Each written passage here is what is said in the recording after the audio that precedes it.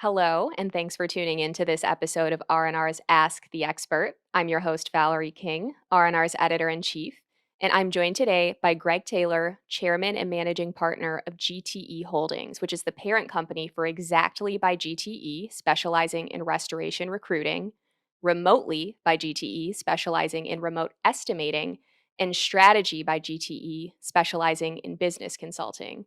Now, Xactly by GTE in particular finds and places talent in the restoration industry, and that's across the US and Canada, from startups to companies earning more than $1 billion annually. They help recruit for roles including executives, managers, estimators, project managers, sales reps, and technicians. So, really running the gamut.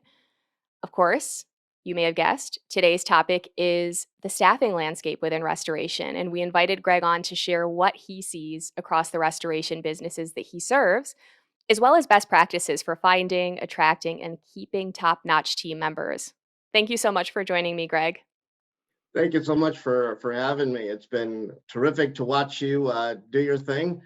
Since you've taken over there, we've enjoyed watching some of the folks that you've brought to the table, and hopefully we can have a good conversation today about a big issue.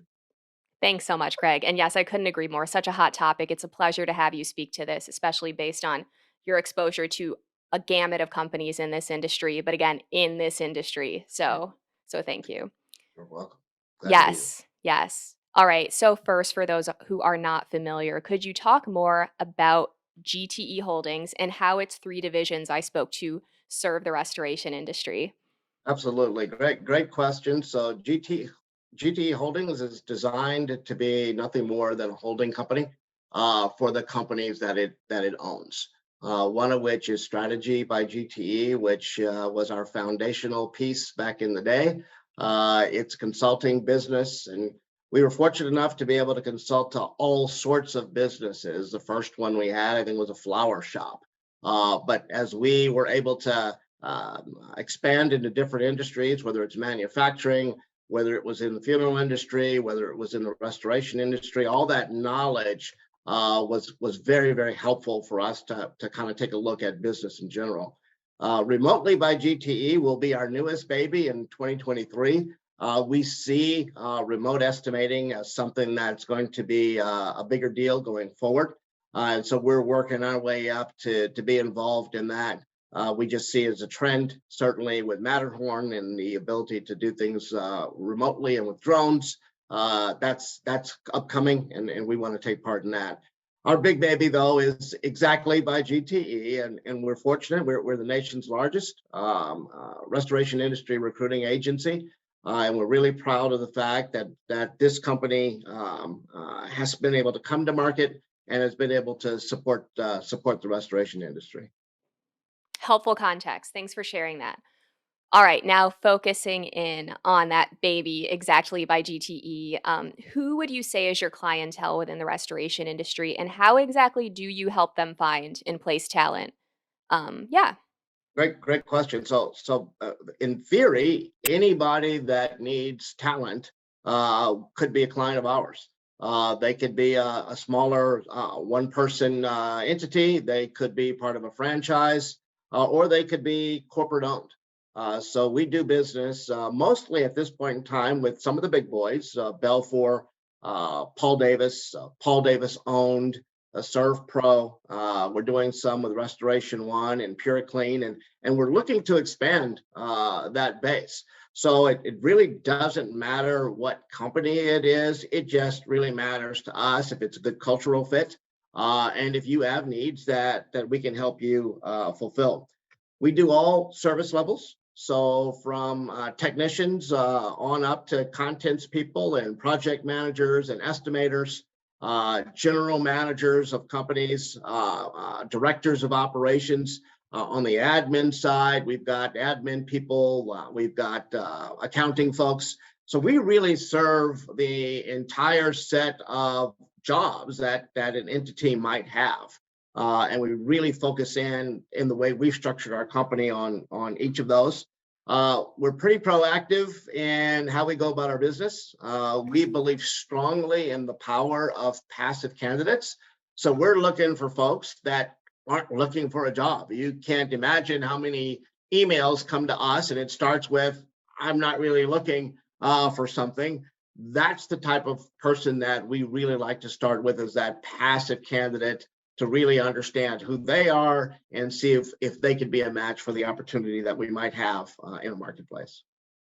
Interesting. I like that power of passive candidates. All There you right. go. Okay, so I understand, and you kind of hinted at this earlier, that the restoration industry isn't the only one you've worked in.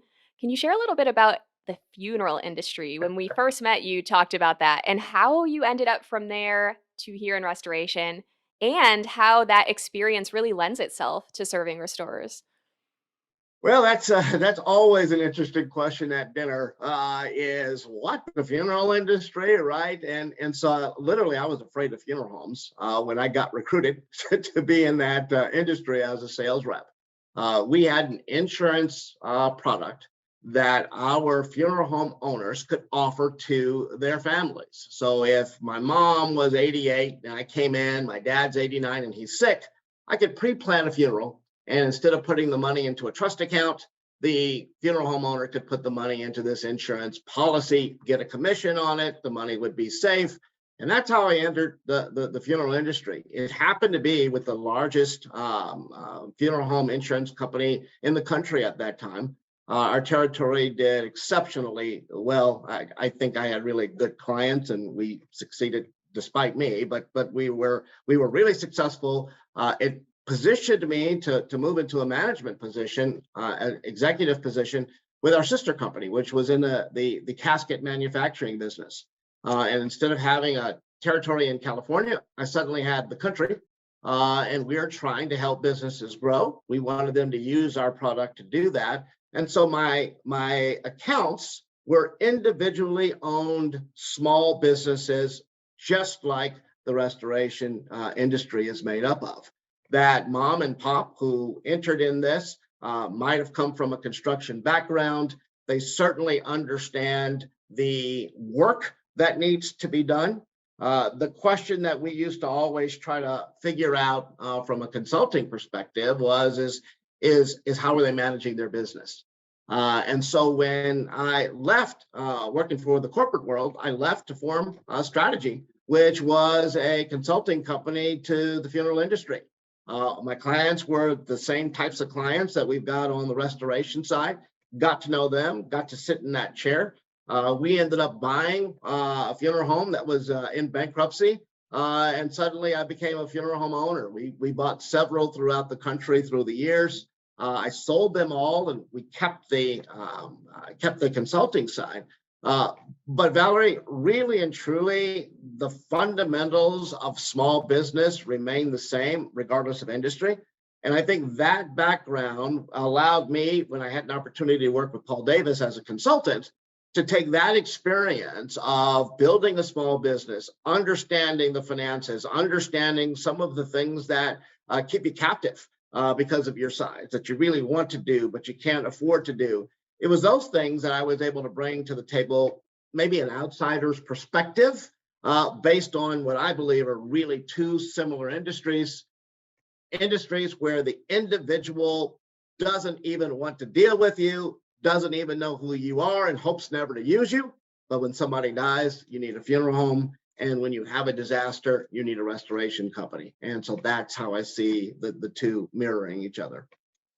Thanks so much for that. Yeah, that ending that you just shared, the parallels really stuck with me when we met, and I just never thought of that, never connected those dots, but it makes so much sense. So, diving more into this realm of restoration, we're here to talk about in staffing. R&R's 2021 State of the Industry report found staffing to be the top challenge for restoration companies. Many are aware of this and feel this, or say they do. So, how would you describe the state of staffing within the restoration industry right now based on the work that you're doing, considering you are sitting right there and this is your focus area? We are. And so it is really important to us to understand the market that we're trying to enter, right? I mean, this is our business. And so we've got to really understand the ins and outs. That this market's challenging.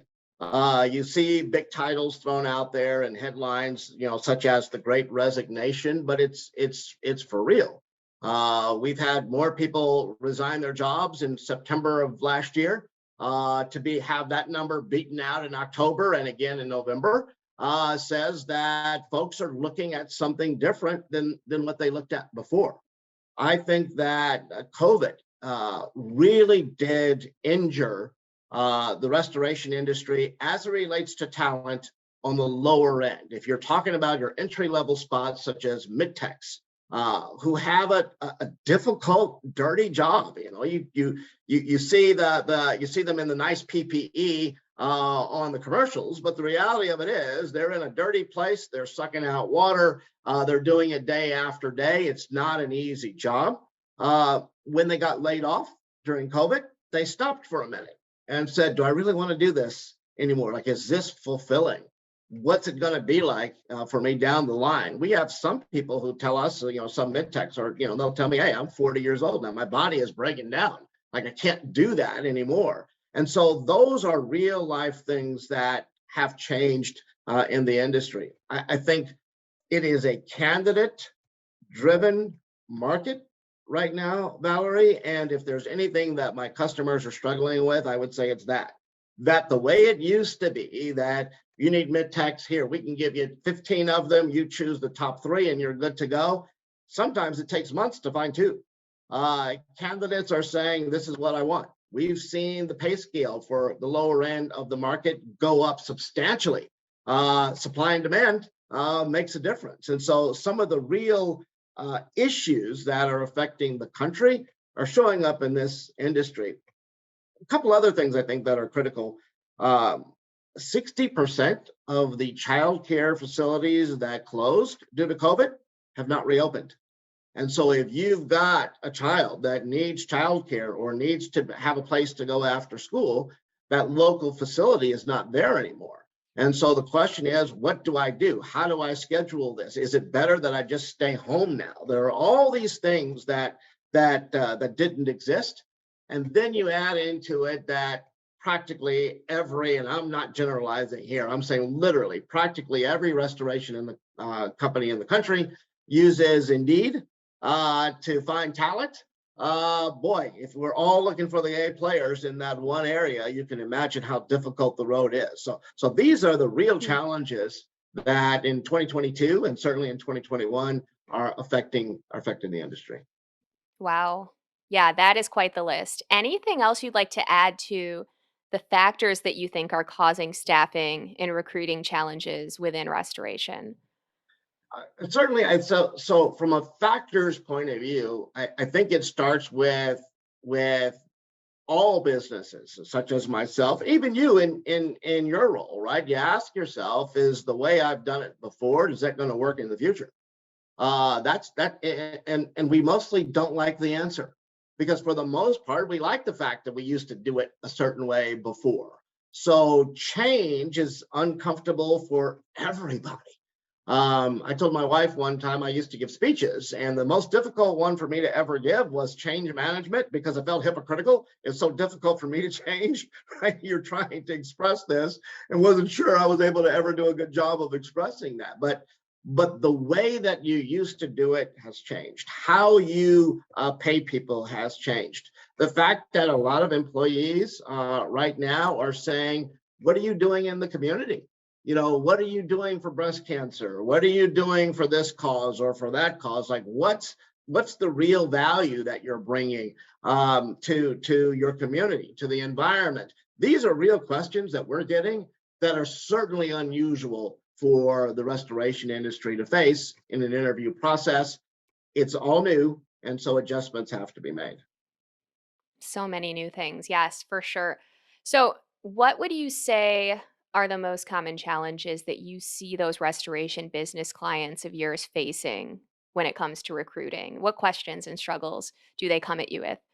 Well, it's interesting. You thought when I got into it that they're really busy, so they don't have time to recruit, and that's probably why they're giving it to us. And that did not prove to be true. The reality of it is they've tried, and they've tried again. And so what we get that makes it challenging is, I needed this position in April. It's now August. I haven't filled it. Hey, Greg, can you guys fill this for me in the next 15 minutes? Like, they need it right now. And so we want to respond to that as quickly as we can. So the time frame that they're looking is important. There's two things to take a look at that, Valerie, that I think are really important. One is the cost of a vacant position. Sometimes you think about maybe the cost of a bad hire, and that's important, but most people don't think about the cost of a vacant position. So if an estimator, for example, was to do $1.2 million worth of revenue a year, that's what you're expecting out of that estimator, and it takes you 6 months to find them, then you just lost $600,000 worth of revenue that you could have generated had you had that estimator. I get some folks right now, and to be perfectly honest with you, about a year ago, March of 2021, we stopped recruiting techs. I sent a message out to the industry saying, they don't show up for interviews. It puts me in a bad light. But my clients were pounding me saying, come on, Greg, reverse that. We need techs. We understand if they don't show up, we're not going to take it out on you. So we went back to that. But it just says there's a need. And what I felt from them was one guy that was very clear. I've lost $200,000 worth of business because I don't have techs to be able to go out there and start the process for us. So these are the challenges that we're hearing about from our clients, and we certainly are trying to address that need. So I think it's really important to think about the cost of a bad hire. I think it's really important to think about the cost of a vacant position. I think that it's also important to take a look at your internal training to make sure that you're coaching people up. I think that is really critical. And then to have a structured plan. Just don't sit down and say, okay, I got to replace this person because they quit, 2 days ago. But, if you had watched their work and been in communication, you might have noticed 2 months ago that they may have already checked out of their business, and you should start making a plan moving forward. So that's kind of the world that we play in. Certainly, these are the things that our clients are dealing with. Thanks for that. I'm sure many listeners can relate. So, in addition to hearing what others may be going through, that may not be feeling as alone as they were prior, if that was the case. I'm curious. Obviously, you work with the other end, the individuals who you're connecting to these opportunities. So, on that end, what do you hear from the talent that you're helping connect with these companies? What needs and interests and challenges do those individuals share with you? That's a great question. And it is something I hope everybody listens to. If you want to fast forward past everything else, get to this part because this is important. They feel neglected. Candidates feel like they're not important. They may interview with us on a Monday. We send them, and we're comfortable with them. We send them on to a client to be interviewed, and that client may not even get back to them for 3 weeks. That is a big problem, and so they lose interest. Even some that go ahead and take the job don't take it with the enthusiasm that they had initially because they don't feel valued. You have unprepared interviews where a candidate is coming in. Think about it. This is somebody who's got a life that they need this job to help support. They're coming in all serious and excited about this, and you're getting to them 40 minutes late because you're on the phone putting out a fire, right? And they're just sitting outside in the lobby just waiting. That first impression can kind of take away all of the good stuff that you have. I would say that the next big challenge is once they start. You've got this almost curve of emotions where you're really excited about an opportunity, and then as you're dealing with it, it goes to disappointment. And the question is, can we get it back up? Let me give you an example. I personally went out because I needed to get certified. So I'm IICRC certified so that I knew what I was talking about and can tell anybody, listen, I've been out there, I've sucked out water, I've been in a fire, I've done all those things. Nobody would hire me. Trust me, your insurance company wouldn't do it, but at least I got the certification back then. But the person I was with made 7 stops at 7-Eleven to smoke cigarettes. told me everything about the divorce that he was currently going through, told me about his boss and how the boss and the spouse don't get along and sometimes argue openly. Talked about the fact that it's really good that they're bringing people back because they had a layoff previously. If there was any reason for me to want to leave, he gave me 38 of them that one day, right? So the idea that you can take somebody that you really value, an A player, and on their first day, you send them out in the field with somebody who is not a trainer. They could be a great tech or a great estimator or a great project manager, but they're not a trainer.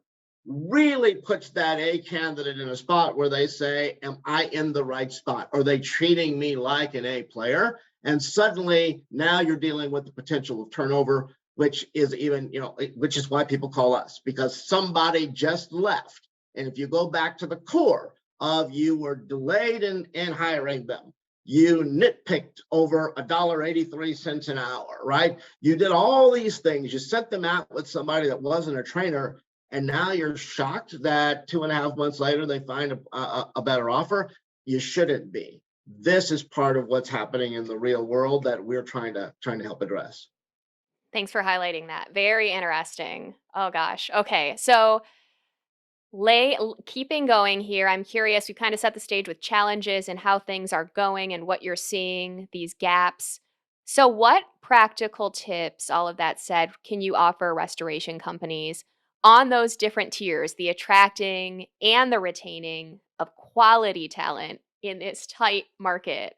So I'm thinking, there's the finding and the recruiting, Yep, there's the hiring and the onboarding, yep, there's, all right, you're here, now let's keep you here. correct. Curious your take there. It's actually it's all of those. So I think the speed to market is important. The lower you are on the scale of an employee, the less time you have to make decisions. So techs are you've got about their attention for about 72 hours. So if they're interviewed and you're interested, you need to go ahead and pull the trigger, not delay, because they lose interest and will go someplace else. Or they stay where they're at. They get busy, they forget about you because it took 2 weeks. And now I'm comfortable. I'm back here. These people weren't that interested anyway. And so they move on. So I think speed and efficiency in making hiring decisions, very, very important. Ongoing communication, I think, is critical throughout the process, right? Touching base, shooting them an email, letting them know that you're excited about the opportunity to interview them. It's all those things, not treating them as a commodity, but treating them as somebody who is a real important component to your business. I think that is a big deal. I think we have to focus more in on training. That costs me money, but what I want is my clients to be successful. If they're successful, they're going to call me. So the way to retain more is to train more. Um, People leave jobs because of people, and they leave jobs because they're not trained. So that is a big piece of how we find an A player and how we keep that A player, retain that A player. And then I think we also in this market, especially, and of course, our focus is to find you A players. But I do think you have to nurture your silver medalists in this market. It's there. There are some A players that are out there. But the A players, they kept their jobs. They got their raise. In a market where you've got a supply issue, then you got to look down a little bit deeper. And that player might be a B player, but with really good coaching, you can get them up there to the A. You've got to decide if I'm going to hold off on that B and not hire them. We go back to your previous question. Again, what's the cost of that vacant position? So decisions that are strategic, meaning I'm ready for this person. We have a plan to get them trained. We understand what it is that they're looking for. We understand what the market is asking right now. I think when you do all of those things, then you've got the potential for great success, as opposed to 2020, where basically you could throw something on Indeed and get a bunch of people calling you on the phone. The Hmm. world's changed. Amazing how fast that's and how much N- it's changed. No question. Thank you for those tips. Okay, so given that advice you just shared for success when it comes to recruiting and retaining employees, do the same rules apply across business sizes from small operations to large ones in restoration? I think the same principles apply. I don't think the same rules apply. Let me give you an example. If I am a general manager at Belfour in Los Angeles, right? I can bring in a tech knowing full well that I've got a huge training department behind me. I can bring in this tech and I can say to them, listen, you can start here, you can move here. And when you get too big for this office, there are 100 locations across the country that you can do that. When you think about Paul Davis owned, they own 10, 11, 12 locations. Like they can do the same thing within their company. So the larger entities can create long-term career paths. So the principles are the same, but they're different for the smaller entities. If you stop and think about it, if I'm a franchise and I've been around 15 years, there's only so high you can go. There's only so much I can pay you before I probably need to start all over and cycle this person out so that they have a chance to grow. So you really have to have a comprehensive strategy, which might be around time off. It might be about the PTO. It might be about the benefits. It might be about the 401k. It's got to be about these other things that, trust me, I'm a small business. They're costly. There is no question about it. But I can tell you, I got a really great team. And so I'm willing to pay to retain that great team. And so that's kind of the difference. So the overall set of principles are the same. I do think the rules are just a little bit different depending on size, depending on your future growth, and depending on opportunity for the individual that is there. Okay, similar question now thinking about positions. Do the same rules or principles apply across roles from like you talked about, you're helping place executives all the way to technicians. So would you say yes to that or no? I would say very little difference. The main one is executives you can move slower and they expect it. Okay. That's not a surprise. When I talk to a GM candidate or a director of ops, I let them know it's a really big deal. This process could be 6 weeks. Like, don't quit your job tomorrow because interview number one was good.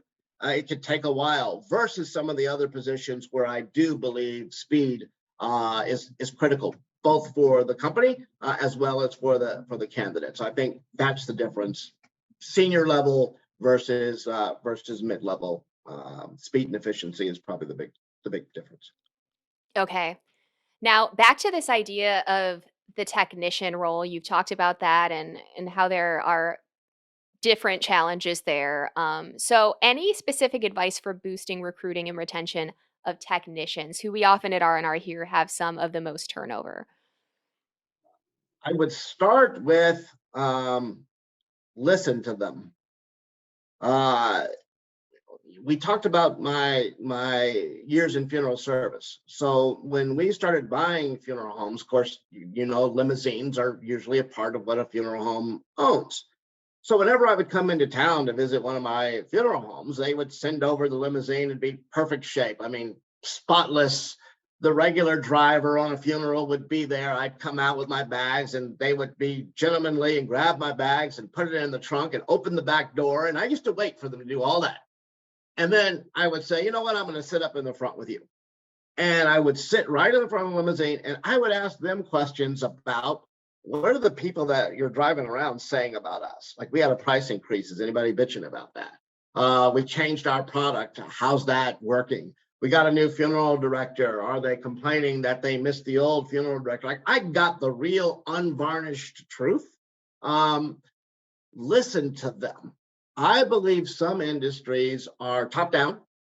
I believe that the restoration industry, just like the funeral industry, is boots on the ground up. And I think that when we listen to their needs, their concerns, their goals, then we have a chance to have a long term, not only just long term people, but a long-term relationship, which is mutually beneficial and for which there is growth for both parties. So listening, I think, is number one. I think you have to have the willingness to train. If ever there's anything people are disappointed about, it's training. You know, if you see a tech that's worked for a place for 6 years as a tech, do you want to remain a tech? And how about getting certified? Like a lot of these folks, they want to go the extra mile, but is that offered? Is that something that's important? Or does it get caught up in the fact that I desperately needed you? Thank God you're here. I'll see you on Friday, right? When you come to pick up your check, like you got to go, go, go, go, go. So willingness to train. I think that our clients that are into team building really get a chance to get to know those techs and find out, who their significant other is and what's the name of their child and whose birthday is coming up. I think that team building is a really big part of that. So it's about relationships. It's about getting close. It's about a mindset where you don't expect turnover. You expect not to have it. And so you treat them as if they're going to be with you as a lifer and you listen to them. I think that puts you in a really good situation against most of your competition. Thank you for those pointers. Okay. So, if I am looking to up my game when it comes to recruiting and in the long-term picture of ultimately retaining top-notch people, and I'm trying to figure out if I should do this in-house or not. I guess in your opinion, when should restoration companies look to a recruiting firm for staffing support versus an internal team or employee? Yes, I think that question is becoming more and more popular. I was initially amazed that some of our clients had their internal HR, and yet were turning to us.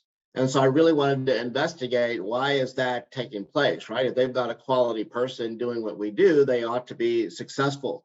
Uh, Here's the big deal. The big deal is sometimes we like to morph positions, especially us small business owners, right? So if I can combine position A and B, then I don't have to pay both A and B. So you get somebody that's got an HR background.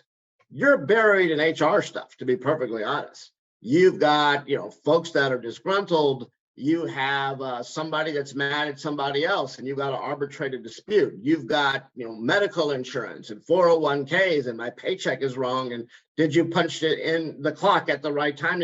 You're dealing with all of these human resource issues that it leaves you very little time to do recruiting. And yet a lot of folks think that you can combine those two positions. So I think that the structure is important. If you want somebody to recruit, you probably need to hire a recruiter, and that's what we do. We share with our customers. You're doing your job 40 hours a week. We're doing ours 40 hours a week. So our job is to find you people. You've got to run your company. Your HR person has to deal with all the issues related to that.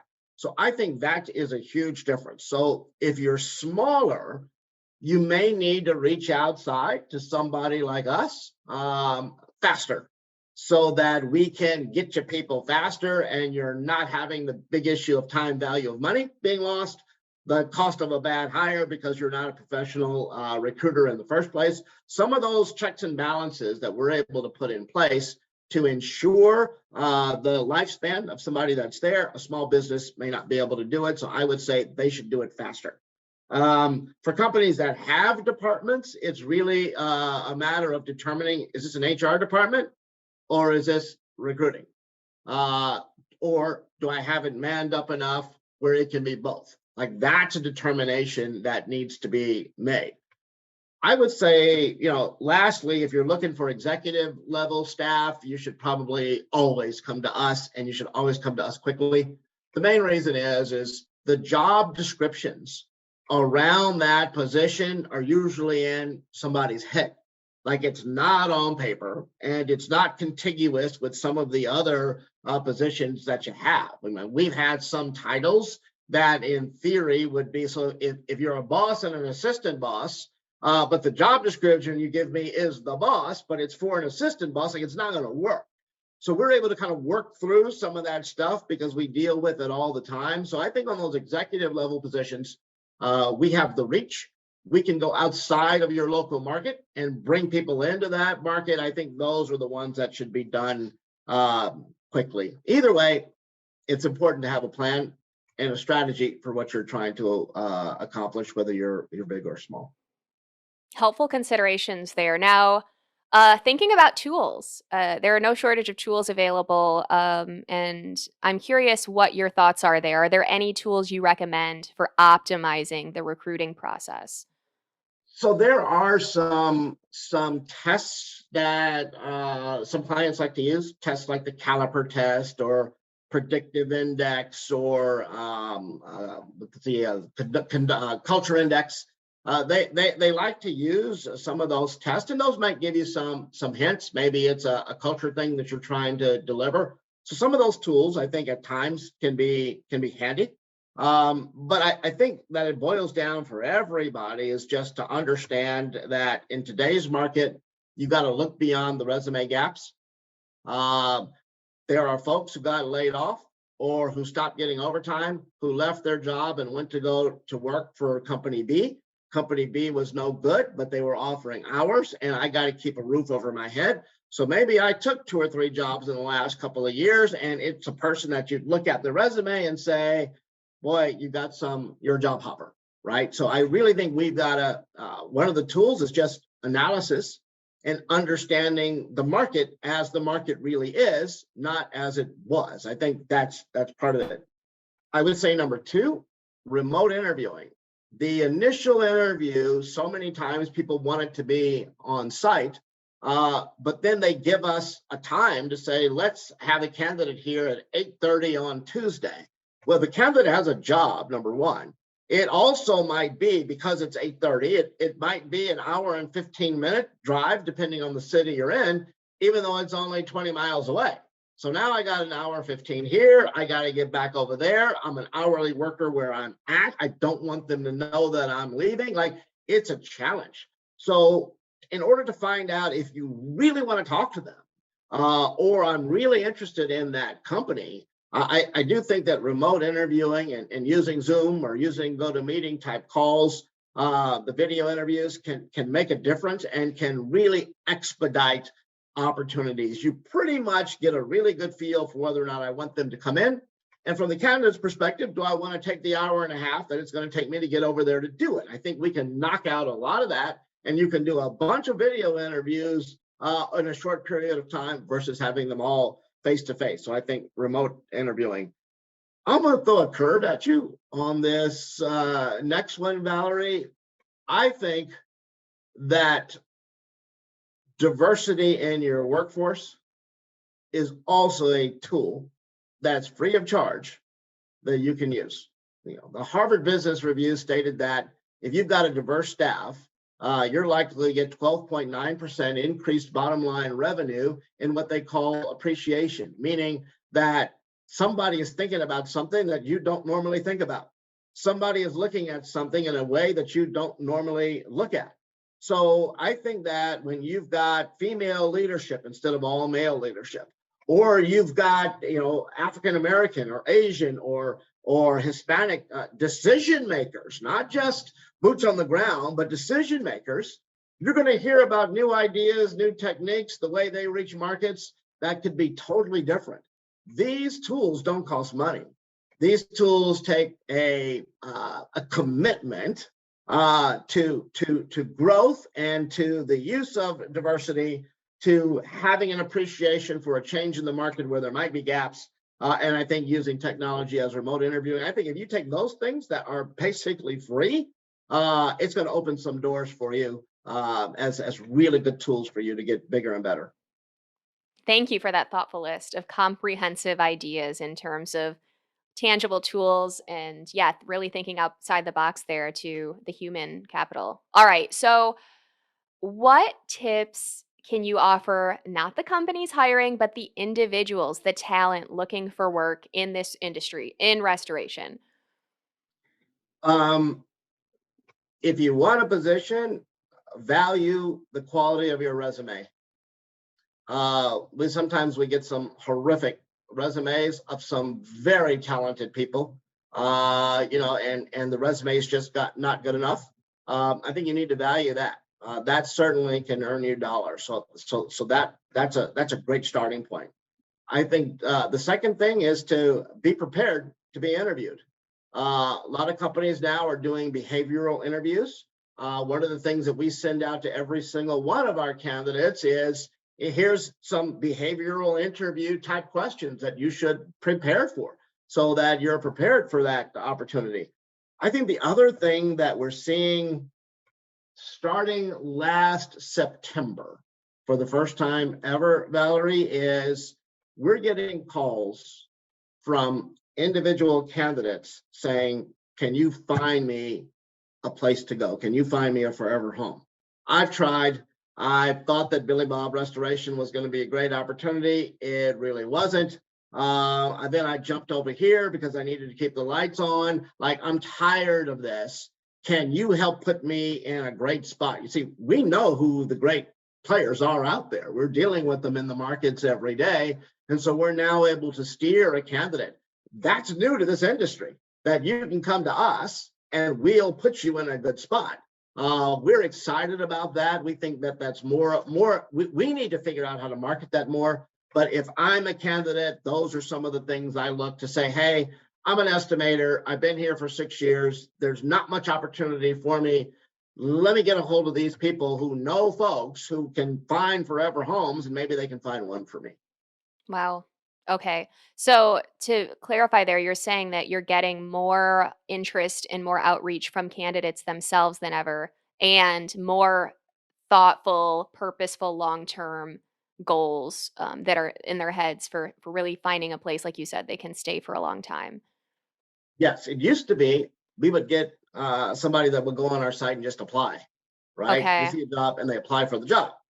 Now we're actually getting the communication where they're saying, they'll send us an email or they'll hit our contact button, right? Or they'll call and they'll say, listen, I'm in Sarasota, Florida. I've been looking for an opportunity. Like, do you guys have anything out our way? Tell me what you can do for me. Like, that did not happen until starting last September, and it's been happening consistently since. I think it's a great move on the candidate's part. I certainly would take advantage of that. Interesting. Okay. So speaking to that's a new trend you're experiencing. So looking ahead, what would you say your predictions are for the future of recruiting within restoration? So my mom used to say that I didn't have much common sense. I believe me, I'm no Nostradamus here, but I can tell you what the research is at least telling us, right? That we study all the time. Be prepared that the pandemic driven changes are permanent. That remote interviewing is not going away. That remote estimating is coming, that you are going to have to change your pay structure in order to be able to afford people at certain levels differently than what you had in the past. So I think the permanence is real, and we need to adjust to that. I think we also need to adjust to the fact that it's going to remain a candidate-driven market. So we got to pay attention to our candidates. We got to value them all. They're of critical importance because if you lose out on an A player, not only are you losing them, but your competitor might be picking them up, and that's a double whammy that you want to avoid. I think that training has to be a part of who you are. It has to be in your DNA. You've got to tap into resources. Could be things like the Restoration Industry Association. It could be if you're a franchise, maybe the franchisor has some great training available. Like, it exists. If you're looking for it, it exists. Spending money to send your folks to classes so that they can get certifications and get better. I think this is really going to be part of what everybody has to do going forward. And I think lastly is you always have to have a passive candidate search. I'm looking for that person that's not looking for a change, that's just fine. And yet I can put them in a position where they say, suddenly, this is a greater opportunity than I've even thought of. That's what we need to position ourselves to be able to do. I think we hit those four things: understanding the permanence of the situation, remote interviewing is here to stay, the importance of training, and looking for passive candidates. I think these are trends that are going to follow us going forward. Wow, this has been so informative. I'm just over and over again hearing a new set of table stakes, y'all. A new set of basics. If nothing else, you gotta up your game to keep up with the competition and to keep your own business lights on and actually have some profit going for yourselves. This has been great, Greg. Anything else I didn't ask you about that you wanted to speak to? I mean, I think that your questions were terrific. I think we did touch on a lot of things. I'd like to say this about the industry. I'm an outsider to this industry, but I love it. What restoration people do and how they repair people's lives. We hear whenever we talk to a candidate who happened to have had a need previously, and the love that they have for the people that came out that took for, that were able to take care of them and bring their life back to where it was before the disaster is really important. But here's the greatest thing of all, Valerie, is the greatest days of this industry are in its future.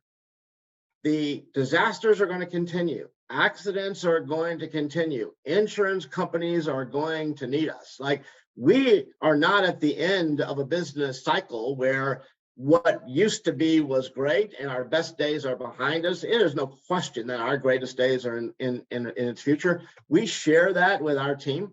It keeps our team motivated about what's next. And for those of us, people like you and everybody else that is a supporter of this industry, it's a great place to be. And we're just having a ball with it. That was a great note to end on. Thank you for sharing that. And it all ties into this conversation. It fits into the value prop for being a part of this industry. Thank you so much, Greg. Before we go, where can listeners go to learn more about you and Xactly by GTE? Perfect. So this is the time when you wish you had come up with an easier to spell name, right? So we're actually Xactly without the E at the beginning. So Xactly, exactly by byGTE, Xactly by GTE.com. You can go there. You can find opportunities that we have. We probably have about, I would say maybe 70% of what we have is probably posted on that site.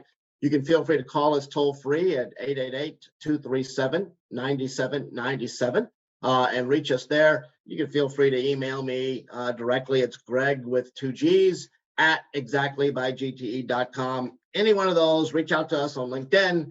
We'll be there for you. Our goal, Valerie, we say every single day is to support your success by finding you the right person. Exactly. Love it. Perfect. Thank you again, Greg. There was so much information shared on such an important and challenging area right now. So we appreciate it. Thank you for having me. Absolutely. All right, listeners and viewers, for more insights on restoration, remediation, and the people behind it all, visit our website, randrmagonline.com, also Apple, Spotify, or YouTube. And if you haven't yet, be sure to follow the podcast to keep up with all of our latest episodes and give us a quick review and rating if you could. We're also on LinkedIn, Twitter, and Facebook, so we invite you to follow us there on social too. This has been R&R's Ask the Expert. Thank you for listening.